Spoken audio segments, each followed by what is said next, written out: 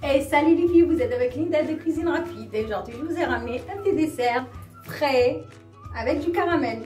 Suivez-moi en cuisine, let's go!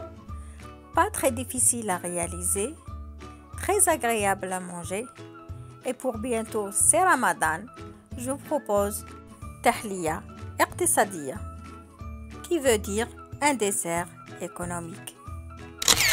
Pour la génoise, il me faudra un œuf, 3 cuillères à soupe de sucre, 3 cuillères à soupe de lait, 3 cuillères à soupe d'huile, 3 cuillères à soupe de farine bien remplie, 2 paquets de sucre vanillé, une pincée de sel, une demi-cuillère à café levure chimique. Je huile et je farine mon moule avec un pinceau et je retire l'excès de farine. Dans cette recette, on n'a pas besoin de batteur électrique. Un fouet suffira. Je casse un œuf dans un récipient. Je rajoute du sucre, sucre vanillé, du lait et je rajoute l'huile et une pincée de sel. Je mélange 2 à 3 minutes, puis je rajoute 2 cuillères à soupe de farine bien remplie. Je mélange le tout, puis je rajoute la 3e cuillère. Et en dernier, je rajoute une demi-cuillère à café de levure chimique. On le verse dans le moule et on le met au four déjà préchauffé à 180 degrés. Ça prendra 15 à 20 minutes de cuisson. J'ai oublié de vous dire que moi j'ai rajouté du cacahuète moulu sur toute la surface de mon gâteau avant de le mettre en cuisson. Ça va lui rajouter du croquant. Pour la crème, dans une casserole, on verse du lait, du sucre, de la maïzena, sucre vanillé et je rajoute du lait concentré.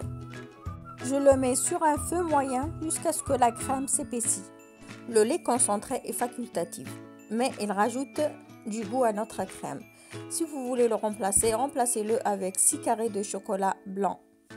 On sort notre gâteau du four. Franchement, il a une bonne coloration. Il est très moelleux. Versez la crème sur le gâteau.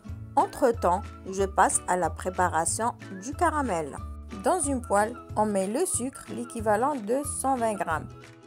On le met à feu moyen jusqu'à ce qu'il devienne caramel. Puis on rajoute un verre d'eau chaude à notre caramel.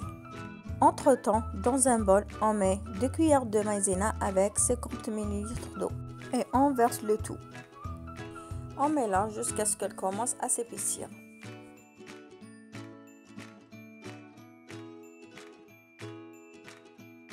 Puis on retire du feu et on le verse sur notre gâteau. Ce caramel est juste magnifique. Il aura la consistance d'une confiture et ça rajoutera de la fraîcheur et de la brillance à notre dessert. Étalez le caramel avec l'aide d'une spatule et réservez au frais. À servir froid avec un jus ou avec un thé glacé. Si vous êtes nouveau dans ma chaîne, n'hésitez pas à vous abonner. Au revoir et à la prochaine vidéo.